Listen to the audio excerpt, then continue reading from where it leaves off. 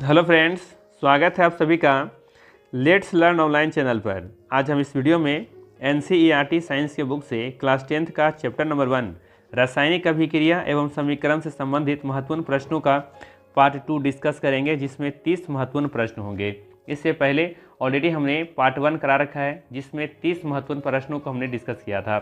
उस वीडियो का link description में दिया हुआ है या फिर आप प्लेलिस्ट में जाके देख सकते हैं। अगर आप किसी भी बोर्ड से 10th की तैयारी कर रहे हैं या फिर किसी भी कंपटीशन लेवल की तैयारी कर रहे हैं तो ये वीडियो आप देख सकते हैं। बहुत ही महत्वपूर्ण होने वाला है, इंपॉर्टेंट सेशन होने वाला है, तो वीडियो को अंत तक जरूर देखिएगा और चैनल पर नए हैं तो सब्सक्राइब जरूर कर लीजिएगा।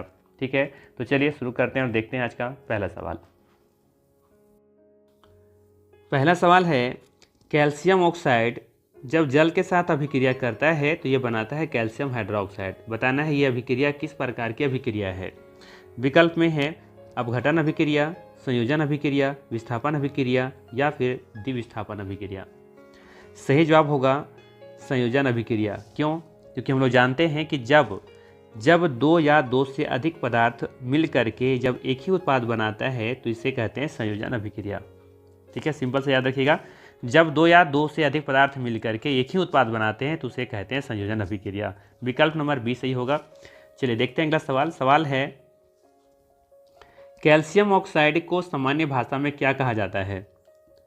बुझा हुआ चूना, बिना बुझा हुआ चूना, चूना पत्थर या फिर संगमरमर। तो याद रखिए, कैल्शियम ऑक्साइड को सामान्य भाषा में कहा जाता है बिना बुझा हुआ चूना, लेकिन जब इसे हम जल के साथ अभिक्रिया करते हैं तो यह बनाता है कैल्शियम हाइड्रोक्साइड और इसे ही कहते हैं बुझा हुआ चूना।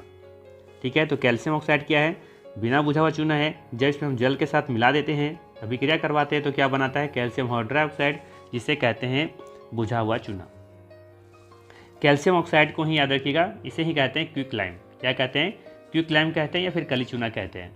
ठीक है, चलिए साथ ही साथ ये भी याद रखिए, यहाँ पे चूना पत्थर और संगमरमर इन दोनों का रासायनिक सूत्र होता है कैल्शियम कार्बोनेट CaCO3। ये पूछा जा सकता है कि संगमरमर का रासायनिक सूत्र क्या होता है या फिर चूना पत्थर का रासायनिक सूत्र क्या होता है, तो कैल्शियम कार्बोनेट होता है। ठीक है, चलिए अगला सवाल देखिए। सवाल है, कैल्शियम हाइड्रोक्साइड जब CO2 के साथ रिएक्ट करता है तो क्या बनाता है कैल्शियम कार्बोनेट और साथ ही साथ बनता है जल। तो इसमें बनने वाले सफ़ेद पदार्थ क्या है? तो सफ़ेद पदार्थ क्या बनेगा यहाँ पे? सिंपल सा है, CaCO3 अर्थात कैल्शियम कार्बोनेट। ठीक है, विकल्प नंबर यहाँ पे सही हो जाएगा बी विकल्प। ठीक है, सिंपल से याद रखना है कि जब कैल्शियम हाइड्रोक्साइड को हम जब कार्बन डाइऑक्साइड के साथ रिएक्शन करवाते हैं, ठीक है, तो ये क्या बनाता है कैल्शियम कार्बोनेट बना लेता है, जो कि सफ़ेद कलर का होता है। मतलब ये क्या समझ रहे हैं? सिंपल सा समझिए कि जब आप चूना बाजार से खरीद के लाते हैं, जब उसे पानी मिलाते हैं तो क्या बनाया वो कैल्शियम हाइड्रोक्साइड, और उसको फिर क्या करते हैं दीवार पर पोताई करते हैं आप। उसके बाद फिर देखेंगे कि कुछ समय के बाद, कुछ दिन के बाद वो CO2 के साथ अर्थात कार्बन डाइऑक्साइड के साथ क्या करता है विक्रिया करके वो एक सफ़ेद कलर का अवक्षेप बनाता है। ठीक है, जिसे क्या कहते हैं कैल्शियम कार्बोनेट कहते हैं। और साथ ही साथ यहाँ पे क्या बनेगा जल भी बनेगा, ये भी याद रखिएगा। ठीक है, तो ये CaCO3 क्या है? ये सफ़ेद कलर का है, ये सफ़ेद कलर का एक पार्टिकल से देखने को मिलेगा आपको, तो अर्थात बी विकल्प सही हो जाएगा। चलिए आगे देखिए, अगला सवाल है, हाइड्रोजन और ऑक्सीजन के संयोग से बनने वाला पदार्थ क्या है। विकल्प में है कार्बन डाइऑक्साइड, जल, अमोनिया या फिर मीथेन। तो सिंपल से याद रखिए कि जब हम हाइड्रोजन और ऑक्सीजन का संयोग कराते हैं तो क्या बनाएगा? ये बनाएगा H2O अर्थात जल बनाएगा। तो विकल्प नंबर यहाँ पे सही क्या हो जाएगा? बी विकल्प जल। ठीक है, चलिए अगला सवाल है, प्राकृतिक गैस का मुख्य घटक क्या है। सिंपल सा सवाल है, प्राकृतिक गैस का मुख्य घटक क्या है? एथेन, मीथेन, प्रोपेन या फिर ब्यूटेन। सही जवाब होगा मीथेन। याद रखिएगा, प्राकृतिक गैस का मुख्य घटक होता है मीथेन, जिससे कि हम लोग इसे CH4 के नाम से जानते हैं। अर्थात मीथेन का केमिकल फार्मूला क्या होता है? CH4 होता है। ठीक है, जबकि प्रोपेन और ब्यूटेन ये दोनों देखेंगे कि घर में जो LPG गैस आता है उसमें उसका मुख्य घटक क्या होता है? प्रोपेन और ब्यूटेन। इसे याद रखिए BP के रूप में, BP। ठीक है, चलिए आगे देखिए अगला सवाल। सवाल है, जब आप मीथेन को ऑक्सीजन की उपस्थिति में दहन करते हैं तो क्या बनाता है? ये कार्बन डाइऑक्साइड और साथ ही साथ बनता है जल H2O और ऊर्जा भी मिलता है। ये बताना है किस प्रकार की अभिक्रिया है।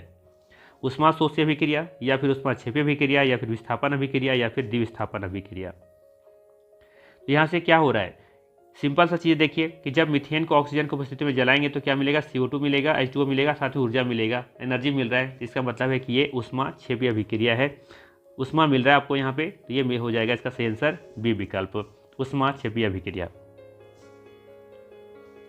बात करें पहला विकल्प के बारे में, ऊष्माशोषी, तो यहाँ पे क्या होगा, यहाँ पे ऊर्जा दिया जाता है। जैसे कि कैल्शियम कार्बोनेट को जब हम हीट देते हैं तो क्या बनाता है, कैल्शियम ऑक्साइड बनाता है और साथ ही साथ CO2 बनाता है।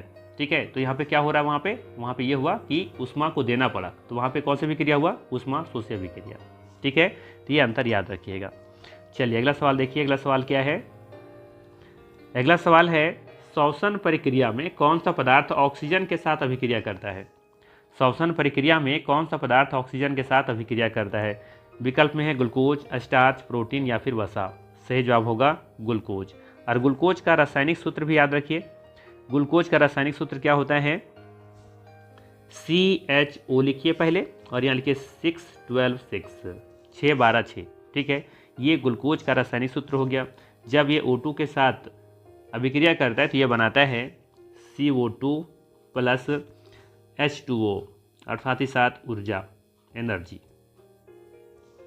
क्लियर हुआ। तो श्वसन प्रक्रिया में कौन सा पदार्थ ऑक्सीजन के साथ अभिक्रिया करता है, तो श्वसन प्रक्रिया में ऑक्सीजन जो है ना, ये ग्लूकोज के साथ अर्थात C6H12O6 के साथ अभिक्रिया करता है और बनाता क्या है, CO2, H2O और एनर्जी, ऊर्जा। ठीक है, चलिए अगला सवाल देखिए। अगला सवाल है, ये क्या है, C6H12O6 क्या है, ये ग्लूकोज है और ये क्या है, ऑक्सीजन है।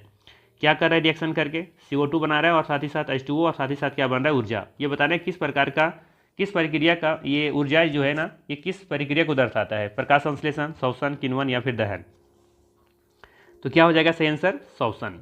ठीक है, श्वसन ही था ना। देखिए यहाँ पे ये जो अभिक्रिया दिख रहे थे, यहाँ पे किस अभिक्रिया का उदाहरण था, ये श्वसन प्रक्रिया का उदाहरण था।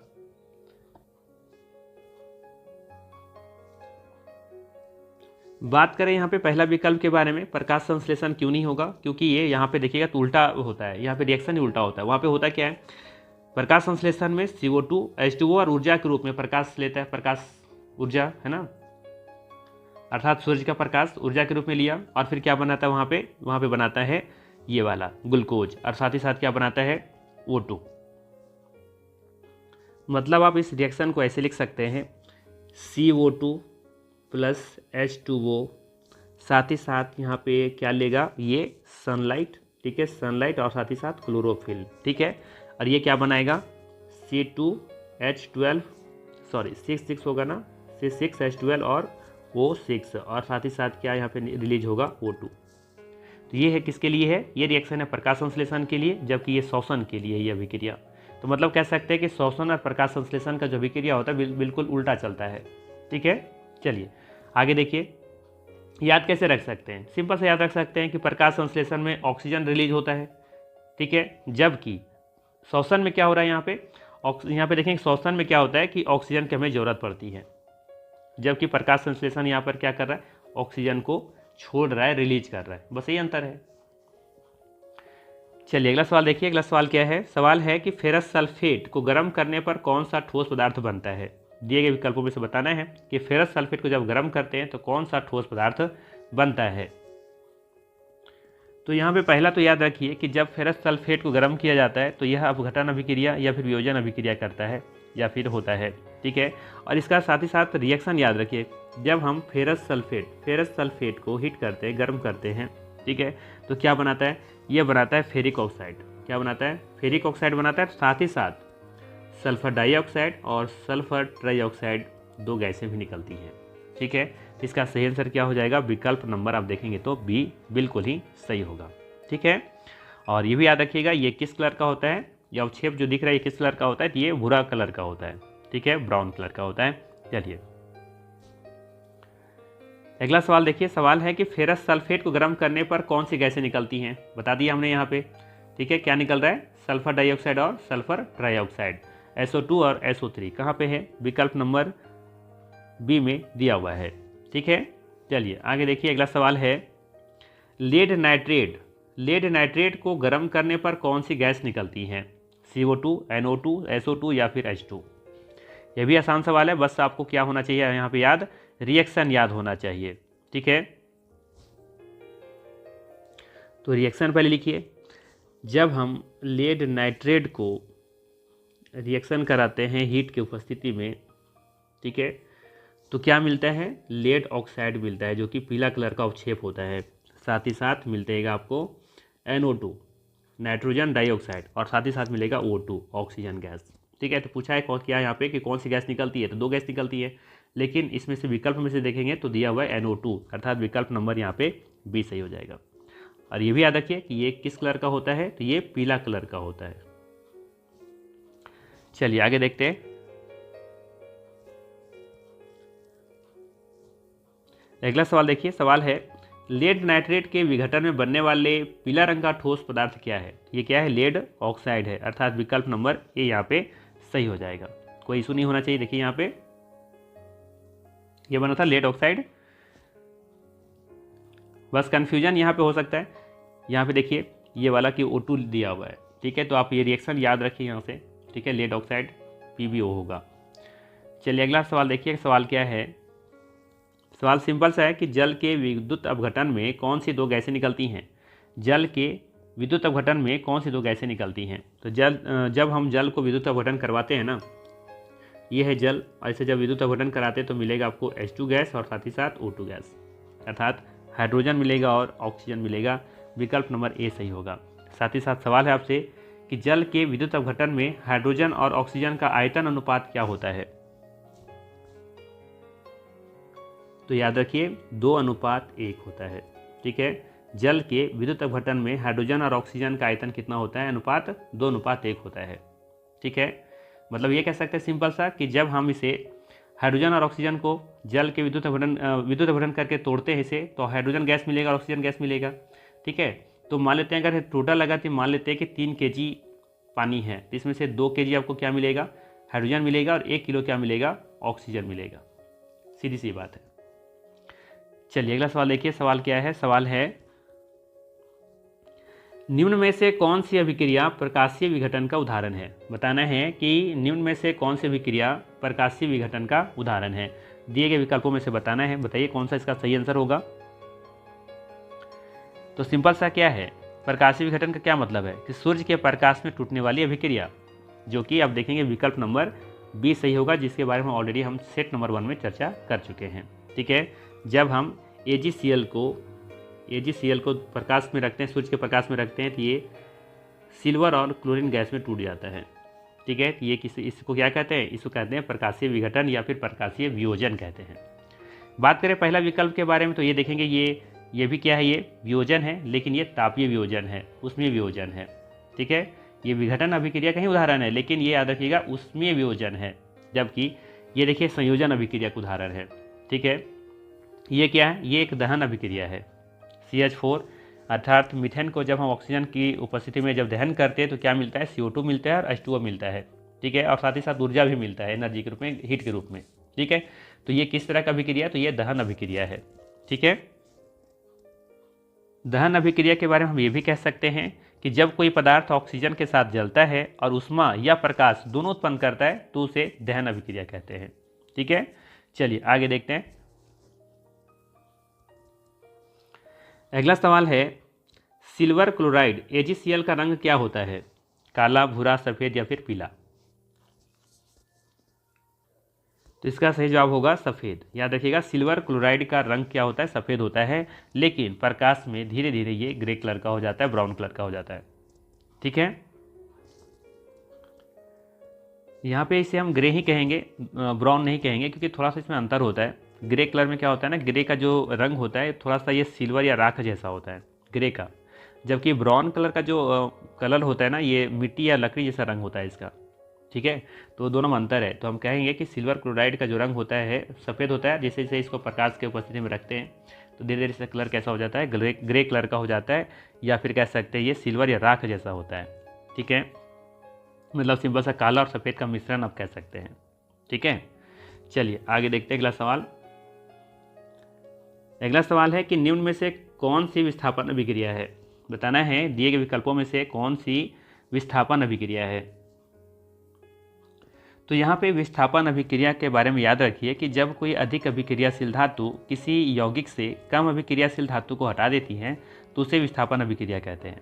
ठीक है, तो यहाँ पे देखिए विकल्प नंबर ए में कि जिंक जो है ना कॉपर से ज़्यादा अभिक्रियाशील है। ठीक है, इसीलिए जिंक कॉपर को क्या करेगा, उस यौगिक से हटा देगा और क्या बना लेगा, जिंक सल्फेट बना लेगा और साथ ही साथ कॉपर बाहर हो जाएगा। ठीक है, तो अभिक्रियाशीलता श्रेणी या फिर रिएक्टिविटी सीरीज आपको याद होनी चाहिए, तब जा करके इस तरह के सवालों को आप बना सकते हैं, खास करके विस्थापन वाला जो रिएक्शन होता है। ठीक है, तो ये सीरीज को याद रखिए, याद करना आसान है, ग्रुप में याद रखिए। सबसे पहले सबसे अधिक जो अभिक्रियाशील धातु है वो है पोटेशियम। ठीक है, जैसे से नीचे जाएंगे तो इसका अभिक्रियाशीलता जो है वो घटती चली जाएगी। पोटेशियम, सोडियम और ये कैल्शियम, तीन का एक ग्रुप में याद रखिए, याद करना आसान रहेगा। इसके बाद याद रखिए मैग्नीशियम, एल्युमिनियम और जिंक, इन तीनों को याद रखिए। इसके बाद याद रखिए फेरस, ठीक है, फिर लेड और फिर हाइड्रोजन, ये तीन का ग्रुप याद रखिए। और फिर याद रखिए नीचे से यहाँ पे देखेंगे तो क्या हो जाएगा, कॉपर, इसके नीचे हो जाएगा पारा और इसी के नीचे है एल्युमिनियम और इसी के नीचे आएगा आपका गोल्ड। ठीक है, तो ये चार याद रखिए। जैसे से नीचे जाएंगे, ठीक है, जैसे से नीचे जाएंगे तो यहाँ पे देखेंगे अभिक्रियाशील जो है वो कम, अभिक्रियाशीलता जो होगा घटता चला जाएगा और ऊपर इसी से जाएंगे तो ये जो धातु अभिक्रियाशीलता वो बढ़ता चला जाएगा। यानी हम कह सकते हैं कि सबसे अधिक अभिक्रियाशील धातु ऊपर मिलेगा आपको, अर्थात पोटेशियम सबसे अधिक अभिक्रियाशील धातु है, जबकि इस दिए गए विकल्प यहाँ पे जो सीरीज है इसमें से जो सोना है सबसे कम अभिक्रियाशील धातु है। अब यहाँ देखिए विकल्प में आइए, जिंक, देखिए जिंक यहाँ पे है ये वाला और ये कॉपर को हटा दिया। क्यों हटा दिया, तो देखिए जिंक कहाँ है, जिंक यहाँ है और इसके नीचे क्या होगा, जितने भी सभी कम अभिक्रियाशील धातु हैं। और यहाँ देखिए ये वाला जो है कॉपर है, कम अभिक्रियाशील है, किससे, जिंक से। तो जिंक क्या करेगा, फाइनली कॉपर को यहाँ से रिप्लेस कर देगा, हटा देगा। लेकिन ज़रा सोचिए, अगर आपसे पूछा जाए कि जिंक सल्फेट को अगर हम कॉपर के साथ रिएक्शन करवाते तो क्या मिलेगा। ठीक है, इसको ऐसे लिख लेते हैं, कॉपर को अगर हम जिंक सल्फेट के विलयन में अगर डालते हैं तो क्या होगा, क्या रिएक्शन होगा, बिल्कुल रिएक्शन होगा ही नहीं। क्यों नहीं रिएक्शन होगा, क्योंकि देखिए कॉपर और जिंक, कॉपर इसको रिप्लेस कब कर पाएगा, जब कॉपर जिंक से ज़्यादा अभिक्रियाशील होगा। तो यहाँ पे देखिए जिंक यहाँ पर है, जिंक से कम अभिक्रियाशील है ये कॉपर। ठीक है, तो कॉपर इसको हटा ही नहीं पाएगा। ठीक है, तो पोटेशियम जो है, पोटेशियम देखें सभी को रिप्लेस कर सकता है। सोडियम फिर क्या करेगा, अपने से नीचे वाले को सभी को हटा सकता है। कैल्शियम देखेंगे अपने से नीचे सभी को हटा सकता है, लेकिन ऊपर वाले को नहीं हटा सकता क्योंकि उससे ज़्यादा अभिक्रियाशील है। बस आपको ये याद रखना है। जैसे मैग्नीशियम है तो मैग्नीशियम किसको किसको रिप्लेस कर सकता है, एल्युमिनियम को कर सकता है, जिंक को कर सकता है, फेरस को कर सकता है, लेड को कर सकता है, हाइड्रोजन को कर सकता है, कॉपर और ये पारा, ये चांदी, सोना, सबको ये रिप्लेस कर सकता है। लेकिन अपने से ऊपर वाले को रिप्लेस नहीं कर पाएगा क्योंकि इसके ऊपर वाले इससे भी ज़्यादा अभिक्रियाशील हैं वो। सिंपल सी कहानी है इसकी। ठीक है, चलिए आगे देखिए अगला सवाल। अगला सवाल है कि द्विविस्थापन अभिक्रिया का उदाहरण कौन सा है, बताना है द्विविस्थापन अभिक्रिया का उदाहरण कौन सा है। तो पहले ये जानिए कि द्विविस्थापन अभिक्रिया होता क्या है। सिंपल सा, जब दो यौगिक आपस में अपने आयन को आदान प्रदान करते हैं तो उसे ही द्विविस्थापन अभिक्रिया कहते हैं, डबल डिस्प्लेसमेंट रिएक्शन कहते हैं। ठीक है, तो यहाँ पे देखिए विकल्प नंबर कौन सा सही दिख रहा है, विकल्प नंबर आपको दिखेगा बी नंबर। क्यों हो रहा है ऐसा, ध्यान से देखिए। यहाँ पे देखिए, यहाँ पर क्या है, सिल्वर है। ठीक है, क्या है ये, सिल्वर है जो कि धनायन है। और यहाँ पे देखिए नाइट्रेट क्या है, यहाँ पे ऋणायन है, क्योंकि सोडियम यहाँ पे फिर से धनायन है और ये ऋणायन है। तो क्या किया, धनायन ऋणायन के साथ जुड़ गया, अर्थात सिल्वर जो है ये चला गया, धनायन ये चला गया इस Cl के साथ। ठीक है, तो क्या बना लिया, AgCl अर्थात सिल्वर क्लोराइड। और यहाँ देखिएगा सोडियम धनायन है और नाइट्रेट क्या है, ऋणायन है, ये दोनों रिएक्ट करके क्या बना लिए, सोडियम नाइट्रेट बना लिया। ठीक है, तो ये क्या हुआ, यहाँ पे सिर्फ आयनों का आदान प्रदान हुआ है। ठीक है, तो इसी को कहते हैं द्विविस्थापन अभिक्रिया। फर्स्ट वाले केस में क्या हुआ है कि फेरस जो है, देखिए फेरस जो है, फेरस से कॉपर जो है ना, कॉपर से ज़्यादा रिएक्टिव जो है वो कौन सा है, आयरन है। तो आयरन क्या किया, कॉपर को हटा दिया। ठीक है, अर्थात हम कह सकते हैं कि आयरन ऊपर होगा रिएक्टिविटी सीरीज में और कॉपर नीचे होगा। तो कॉपर को रिप्लेस करके हटा दिया यहाँ से कॉपर को और खुद चला गया, क्या बना लिया, फेरस सल्फेट बना लिया और कॉपर बाहर आ गया। तो इसको क्या कहेंगे, विस्थापन अभिक्रिया। ये क्या है, द्विविस्थापन अभिक्रिया है। इसको क्या कहेंगे, मैग्नीशियम और ऑक्सीजन जुड़ करके क्या बनाया है, मैग्नीशियम ऑक्साइड बना लिया, तो इसको कहेंगे संयोजन अभिक्रिया। ठीक है, जबकि कैल्शियम कार्बोनेट को देखेंगे तो जब इसे हीट करते हैं तो क्या बनाता है, कैल्शियम ऑक्साइड, और क्या बन जाता है, कार्बन डाइऑक्साइड। तो इसको क्या कहेंगे यहाँ पे, इसे कहेंगे वियोजन अभिक्रिया।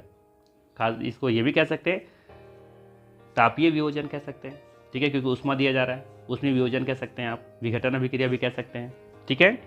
चलिए अगला सवाल देखिए। अगला सवाल है जिंक जो कि HCl के साथ अभिक्रिया करके जिंक क्लोराइड बनाता है और साथ ही साथ हाइड्रोजन गैस बनाता है। बताना इसमें Zn क्या है, ठीक है, Zn क्या है। विकल्प में है अपचायक, उपचायक, उत्प्रेरक या फिर निष्क्रिय। देखिए हमने अपने क्लास में हमने इसके बारे में डिस्कस नहीं किया था, छूट गया था ये टॉपिक, अपचायक और उपचायक के बारे में, ठीक है। तो यहाँ समझ लेते हैं अच्छे तरीके से। तो इससे पहले समझते हैं कि उपचयन और अपचयन क्या होता है, कब होता है, ठीक है। तो देखिए उपचयन और ये है आपका अपचयन, ठीक है। यहाँ पे तीन चीज़ के बारे में बात करते हैं हम लोग, एक ऑक्सीजन के बारे में, एक हाइड्रोजन के बारे में और एक इलेक्ट्रॉन के बारे में। तो जब यहाँ पे ध्यान दीजिएगा, जब ऑक्सीजन जुड़ता है, ठीक है, या फिर कह सकते हैं ऑक्सीजन यहाँ पे जुड़ता है या फिर ग्रहण करता है तो उससे वहाँ पे उपचयन होता है। जबकि ऑक्सीजन के ह्रास होना या कमी होना या फिर हटना अपचयन कहलाता है। उसी तरीके से हाइड्रोजन के बारे में याद रखिए कि जब हाइड्रोजन की कमी होती है, ठीक है, या यहाँ पे बाहर निकलता है, हटता है, तो वहाँ पे उपचयन होता है। और जहाँ पे हाइड्रोजन जुड़ता है वहाँ पे अपचयन होता है। वहीं याद रखिए इलेक्ट्रॉन के बारे में, जब इसका लॉस होता है, हानि होता है, ठीक है, तो वहाँ पे क्या होता है, उपचयन होता है। जबकि इलेक्ट्रॉन का जुड़ना या गेन करना, प्राप्ति करना क्या होता है, अपचयन होता है। ये तो ऑलरेडी हमने आप लोगों को बता रखा है, ठीक है। अब आइए समझते हैं मेन टॉपिक पर क्या है। सबसे पहले यहाँ देखिए कि क्या है, Zn है और HCl है। यहाँ से Zn HCl रिएक्शन करके क्या बना रहा है, पहले ये समझिए, बना रहा है ये जिंक क्लोराइड। आखिर ये जिंक क्लोराइड कैसे बनाया, तो देखिए हो क्या रहा है, यहाँ पे क्लोरीन को चाहिए 2 इलेक्ट्रॉन और Zn के पास कितना इलेक्ट्रॉन होता है, वैलेंसी 2 इलेक्ट्रॉन का होता है। तो अर्थात कह सकते हैं कि जिंक क्लोराइड में जिंक ने क्या किया, जिंक जो है ये 2 इलेक्ट्रॉन किसको दिया है, क्लोरीन को दिया है। समझिएगा सिंपल सा, क्लोरीन का देखिए वैलेंसी कितना होता है, 1 होता है, तो क्लोरीन 2 है, तो इसमें मतलब एक क्लोरीन के लिए 1 इलेक्ट्रॉन, तो 2 क्लोरीन के लिए 2 इलेक्ट्रॉन इसे चाहिए होगा। तो ये 2 इलेक्ट्रॉन कौन दिया है इसको, ये दिया है जिंक, क्योंकि जिंक के पास होता है 2 वैलेंसी, इसका 2 इलेक्ट्रॉन का होता है, वैलेंसी से 2 होता है, तो 2 इलेक्ट्रॉन दे दिया, मतलब है कि ये दानी बन गया। मतलब ये क्या किया, इसका इलेक्ट्रॉन इससे लॉस हुआ है, ठीक है। इसका जिंक का यहाँ से देखेंगे तो जिंक में हुआ क्या है कि 2 इलेक्ट्रॉन ने त्याग किया है या लॉस हुआ है, ठीक है। तो यहाँ पे देखिए अगर लॉस हो रहा है तो इसमें हम क्या कहेंगे कि यहाँ पे जिंक का उपचयन हुआ है। ये तो कोई दिक्कत नहीं है, ये तो पहले हम लोग कर चुके हैं कि जिंक का यहाँ पे इलेक्ट्रॉन यहाँ पे लॉस हो रहा है तो जिंक का यहाँ पे उपचयन हुआ है। लेकिन उपचयन यहाँ विकल्प में नहीं है, अंतर है उपचयन में और उपचायक में, और अपचयन में और अपचायक में अंतर है। अब आइए समझते हैं कि अपचायक और उपचायक में क्या अंतर है, ठीक है। तो सबसे पहले समझिए अपचायक के बारे में। तो याद रखिएगा कि जो पदार्थ, यही लाइन इंपॉर्टेंट है जो हम बोलने जा रहे हैं, जो पदार्थ खुद ऑक्सीडाइज होता है, ठीक है, जो पदार्थ खुद ऑक्सीडाइज होता है या फिर उपचयन होता है और दूसरे को रिड्यूस या फिर अपचयन करता है, उसे अपचायक कहते हैं। या फिर एक लाइन में याद रखिए कि जो इलेक्ट्रॉन देता है ना, जो कुछ मत याद रखिए, एक लाइन याद रखिए कि जो इलेक्ट्रॉन देता है अपचायक होता है, जो इलेक्ट्रॉन देता है उसी को अपचायक कहते हैं। तो Zn यहाँ पर क्या कर रहा है, Zn यहाँ पर इलेक्ट्रॉन को दान कर रहा है, त्याग कर रहा है। तो Zn क्या है, तो Zn है अपचायक, ठीक है। लेकिन Zn यहाँ पर क्या है, विकल्प में होता उपचयन, तो Zn यहाँ पर क्या हो रहा है, किसका उपचयन हो रहा है, तो यहाँ पे कहेंगे तो यहाँ पे जिंक का उपचयन हुआ है। लेकिन अगर अपचायक है उपचायक है तब इसका फिर फार्मूला इसका परिभाषा बदल जाता है। परिभाषा याद रखना है अपचायक के बारे में कि जो पदार्थ खुद ऑक्सीडाइज या फिर उपचयन होता है, या फिर सिंपल याद रखिए कि जो इलेक्ट्रॉन देता है, जो इलेक्ट्रॉन देता है उसी को कहेंगे वहाँ पे उसका अपचायक हुआ, वो कहलाएगा वो, ठीक है। वही बात करें उपचायक के बारे में, तो याद रखिए कि जो पदार्थ खुद रिड्यूज होता है, अपचयन होता है और दूसरे को ऑक्सीडाइज करता है, उसे उपचायक कहते हैं। सिंपल से याद रखिए कि जो इलेक्ट्रॉन लेता है, जो इलेक्ट्रॉन लेता है उसको उपचायक कहते हैं, ठीक है। देखिए समझिए, अब यहाँ HCl के बारे में देखिए, यहाँ पे हाइड्रोजन का क्या हुआ, HCl में हाइड्रोजन का क्या हुआ है, HCl में हाइड्रोजन का क्या हुआ देखिए, पहले HCl था, ठीक है, इसके पास एक इलेक्ट्रॉन था और एक इलेक्ट्रॉन इसके पास था, वैलेंसी दोनों के पास एक एक का था, क्रॉस किया तो बचा, ये इसका फॉर्मूला बन गया HCl। तो यहाँ पे देखिए HCl पहले इसके पास एक इलेक्ट्रॉन था, लेकिन अब यहाँ पे देखेंगे फाइनली क्या बन गया है, H2 बन गया है। मतलब कि इसके पास एक इलेक्ट्रॉन, अब कितना दिख रहा है यहाँ पे, 2 इलेक्ट्रॉन। मतलब क्या हुआ कि इन्होंने गेन किया है, गेन किया है मतलब प्राप्त किया इलेक्ट्रॉन को। तो जब इन्होंने गेन प्राप्त किया है तो इसका क्या हुआ, अपचयन हुआ है। लेकिन फार्मूला क्या है उपचायक का, कि जो पदार्थ खुद रिड्यूज होकर के, अपचयन होकर के दूसरे को ऑक्सीडाइज करे उसे उपचायक कहते हैं, या जो इलेक्ट्रॉन लेता है उसे उपचायक कहते हैं। तो यहाँ पे हाइड्रोजन क्या किया, इलेक्ट्रॉन को ग्रहण किया है, लिया है, तो इसे कहेंगे उपचायक। तो यहाँ पर पूछा जाता है यदि कि यहाँ पे हाइड्रोजन का क्या हुआ है, हाइड्रोजन क्या है, तो ये उपचायक है। क्यों उपचायक है, क्योंकि ये दूसरे को ऑक्सीडाइज किया है। आई बात समझ में। तो ये सिंपल सी चीज़ें हैं, आपको याद रखना होगा कि दोनों में बेसिक अंतर क्या है। तो यहाँ पे हम थोड़ा सा लिख देते हैं, जो इलेक्ट्रॉन लेता है तो क्या कहेंगे उसको, उपचायक, और जो इलेक्ट्रॉन देता है उसको कहते हैं अपचायक।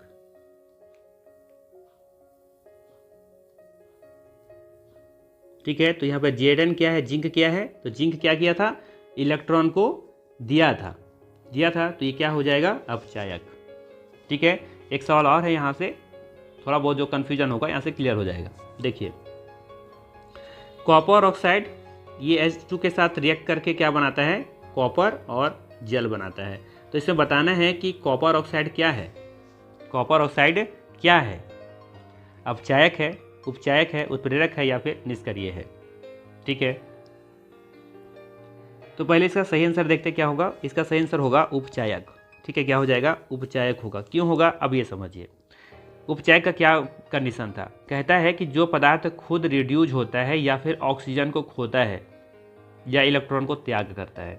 तो कॉपर ऑक्साइड क्या किया है यहाँ पे, कॉपर ऑक्साइड यहाँ पे देखेंगे तो ये इलेक्ट्रॉन के है या फिर है ऑक्सीजन के है, क्या किया है, त्याग किया है। खुद देखिए कॉपर ऑक्साइड पहले था यहाँ पे, ठीक है, तो ये यहाँ से कॉपर से देखेंगे तो ऑक्सीजन निकल चुका है, या फिर कह सकते हैं ऑक्सीजन को त्याग दिया या तो इलेक्ट्रॉन को त्याग दिया।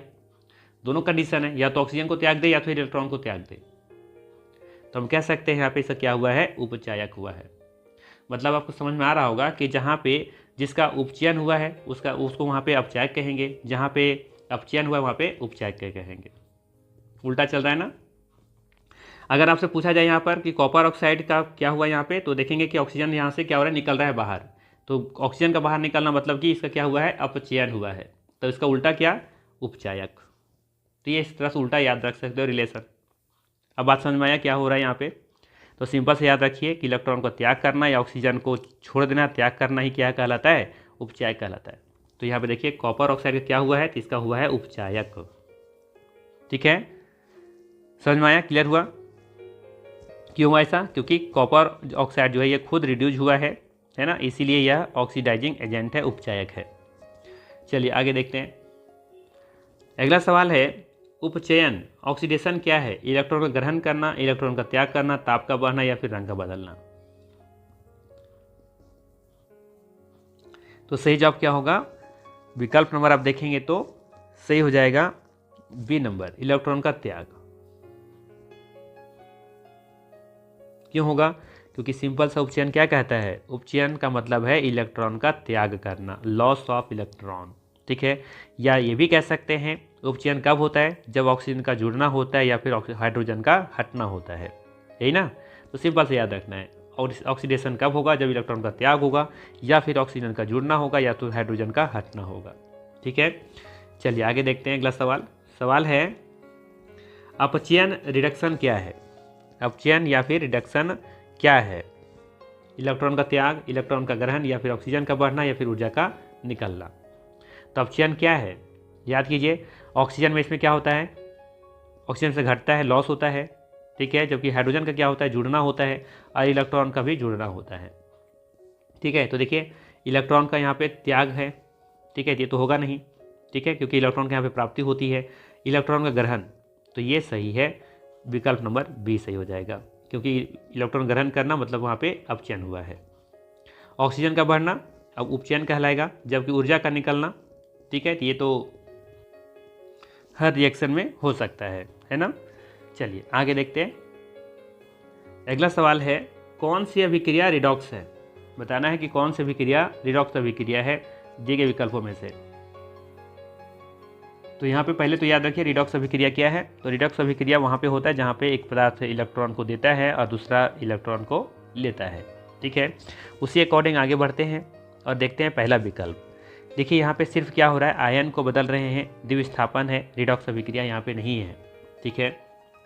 यहाँ पे सिर्फ क्या हो रहा है, आयनों का आदान प्रदान हो रहा है। देखिए ना, जैसे कि यहाँ पे सोडियम है, सोडियम की संख्या 1, यहाँ भी देखेंगे तो 1 ही है।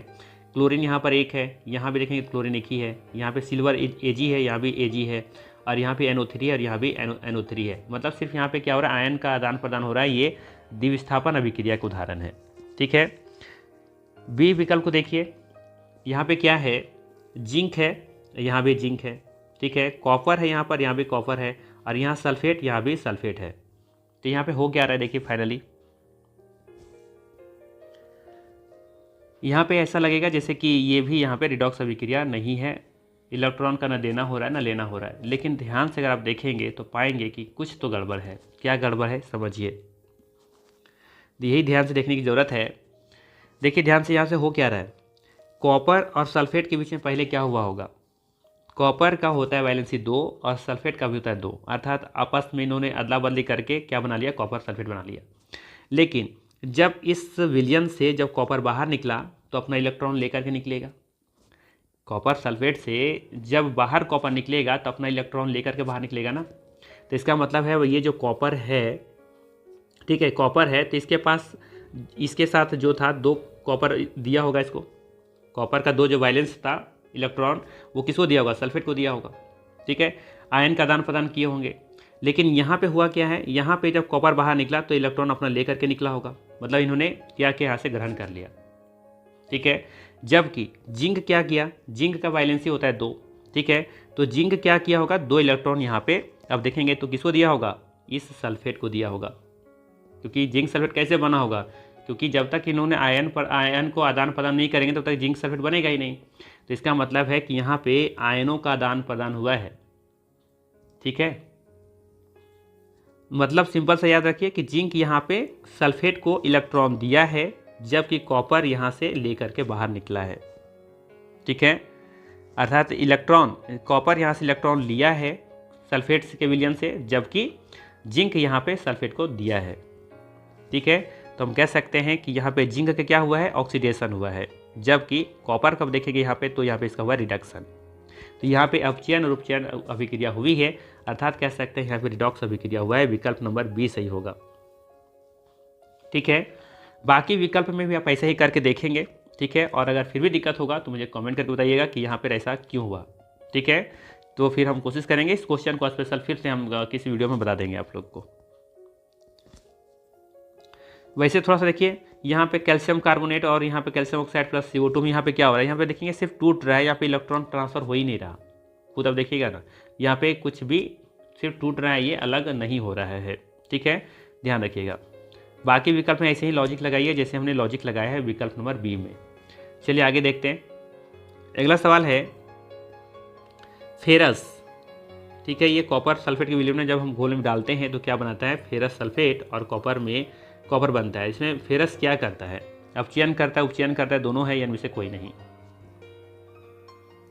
तो यहाँ पे सिंपल सा कहानी देखेंगे तो क्या हो रहा है, यहाँ से कॉपर बाहर निकल रहा है तो अपना ये जो इलेक्ट्रॉन है इसका वैलेंस इलेक्ट्रॉन हो लेकर बाहर निकल गया होगा, ठीक है। तो इसका मतलब है कि जब ये फेरस गया सल्फेट के साथ तो ये 2 इलेक्ट्रॉन इसको दिया होगा, ठीक है। फेरस इसको इलेक्ट्रॉन दिया है मतलब कि फेरस को देखेंगे तो इसका इलेक्ट्रॉन की हानि हुई है, ठीक है। तो Fe में क्या कर रहा है, यहाँ पे ये कर रहा है उपचयन, ठीक है। विकल्प नंबर बी सही हो जाएगा, उपचयन इसका सही आंसर होगा, ठीक है। सिंपल से याद रखना है कि जब इलेक्ट्रॉन की हानि हो तो उपचयन कहेंगे और जब इलेक्ट्रॉन की प्राप्ति कोई करे तो वहाँ पे अपचयन होता है। चलिए अगला सवाल देखिए। अगला सवाल है संरक्षण का नियम किससे संबंधित है? संरक्षण का नियम किससे संबंधित है? द्रव्यमान, ऊर्जा, ताप या रंग? तो याद रखिएगा, संरक्षण का नियम संबंधित है ये द्रव्यमान से। ठीक है, संरक्षण का नियम कहता है कि द्रव्यमान न तो बनता है ना ही नष्ट होता है, बस एक केवल एक दूसरे में रूप बदलता है। तो संरक्षण का नियम किससे संबंधित है? ये द्रव्यमान से संबंधित है। आसान सा सवाल था। अगला सवाल है, किसमें अपचयन हुआ है? किसमें अपचयन हुआ है? ठीक है, अपचयन का क्या मतलब है बताइए? ये भी सिंपल सा सवाल है। यहाँ पे सभी विकल्पों के ध्यान से देखिएगा ना तो आसान हो जाएगा। देखिए इन तीनों में क्या हो रहा है, बी सी डी में, इन तीनों में क्या हो रहा है?